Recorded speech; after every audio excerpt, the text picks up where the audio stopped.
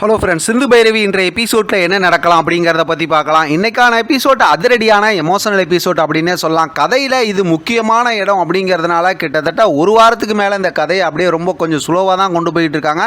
இருந்தாலும் கதையை ரொம்ப சுவாரஸ்யமாகவும் இன்ட்ரெஸ்டிங்காகவும் தான் கொண்டு போயிட்டு இருக்காங்க. இன்றைக்கான எபிசோட்லையும் பார்த்தோன்னா அன்னபூர்ணிக்கிட்ட இப்போ மகா பயங்கரமாக மண்டையை கழுவி பேசுகிறாங்க. எப்படியாவது எசக்கியை காயத்ரிக்கு கல்யாணம் பண்ணி வச்சிடணுங்கிற விஷயத்தை பேசுகிறாங்க. ஒரு கட்டத்தில் பார்த்தோம் அப்படின்னா இப்போ அன்னபூர்ணி அப்படியே குழப்பமாயிடுறாங்க. அப்படியே குழப்பமானதுக்கப்புறம் பார்த்தோம்னா ஒரு பக்கத்து அப்படியே அவங்கள கூட்டிகிட்டு போயிடுறாங்க. நான் போய் காயத்ரி கிட்ட பேசுகிறேன் அப்படிங்கிற மாதிரி இப்போ மகா அங்கேருந்து சொல்லிட்டு அப்படியே கிளம்புறாங்க. இந்த மாதிரி அதாவது பேசுகிறேன்னா சமாதானப்படுத்துகிறேன் அப்படிங்கிற மாதிரி சொல்கிறாங்க. ஒவ்வொருத்தரும் ஒவ்வொன்று சொல்லி இப்போ கல்யாணம் வேணான்னு சொன்னாங்களே அப்படின்னு சொல்லிட்டு பார்த்தோம் அப்படின்னாக்கா ஆறுமுகமாக இருக்கட்டும், சிவாவாக இருக்கட்டும், பைரவியாக இருக்கட்டும், அதே நேரத்தில் சிந்துவாக இருக்கட்டும், இவங்கெல்லாம் மாறி மாறி பேசுகிறாங்க. இப்போ மகா மட்டும்தான் வளர்ச்சி எல்லாத்தையும் பேசிக்கிட்டு இருக்காங்க. இப்போ இங்கே பார்த்தோம் அப்படின்னாக்கா சிந்துவை கூட்டிகிட்டு போய் பைரவியும் சிந்துவும் காயத்ரியை கூப்பிட்டு போய் பைரவியும் சிந்துவும் சமாதானப்படுத்திக்கிட்டு இருக்காங்க. அந்த நேரத்தில் தான் மகாவும் எசக்கியும் ஒரு திட்டம் போடுறாங்க. அதோட பார்த்தோம் அப்படின்னா மகா போய் நேராக இப்போ காயத்ரி கிட்ட பேசி உங்கள் அம்மா உயிரை காப்பாற்றணும்னா நீ இந்த கல்யாணத்துக்கு ஒத்துக்கணும் அப்படிங்கிற மாதிரி பேசுகிறாங்க. ரொம்ப நேரம் பேசுகிறாங்க. பேசி மண்டையை கழுவி கடைசியில் சமாதானம் வாங்கிடுறாங்க. அதை மறுபடியும் எசக்கி கிட்ட சொல்லிட்டு சரி இந்த விஷயத்தை போய் இங்கே அதாவது அன்னபூர்ணி கிட்ட சொல்கிறேன்னு சொல்லிட்டு அன்னபூர்ணி கிட்ட உங்களுக்கெல்லாம் ஒரு சந்தோஷமான செய்தி, காயத்ரி எசக்கியை கல்யாணம் பண்ணிக்க ஒத்துக்கிட்டாங்க அப்படிங்கிற மாதிரி சொல்லும்போது எல்லாத்துக்கும் அதிர்ச்சியாக தான் இருக்குது.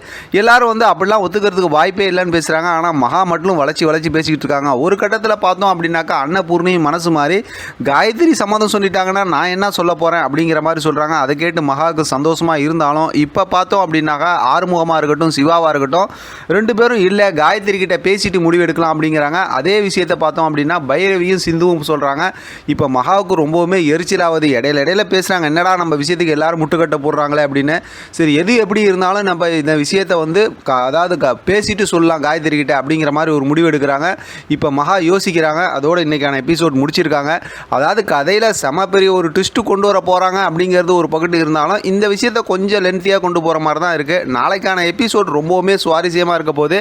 எப்படி பார்த்தாலும் வளர்ச்சி பேசி ஏதோ ஒரு பிரச்சனையை கொண்டு அதாவது காயத்ரி எப்படியா இந்த கல்யாணத்துக்கு சம்மதிக்க வச்சு எசக்கி கல்யாணம் பண்ணி வச்சிருவாங்க அப்படிங்கிற மாதிரி தான் யோசிக்க தோணுது.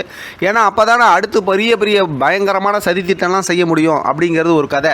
இன்னொரு பக்கத்து செம பெரிய ஒரு ட்விஸ்ட் என்ன அப்படின்னா இன்றைக்கான எபிசோடில் பார்த்தோம்னா அந்த செலியன் கண்ணு முழிச்சு எந்திரிச்சு பார்க்குறாருல அந்த குடோனில் இருந்து. அதனால் இப்போ செலியன் ஏதாவது ஃபோன் பண்ணி பேசியோ அல்லது நல்லபடியாக இங்கே வந்துட்டார் அப்படின்னாக்கா கதையில் அது வேறு லெவலில் இன்னொரு செம்ம இன்ட்ரெஸ்டிங்கான ட்விஸ்ட்டாக இருக்கும்.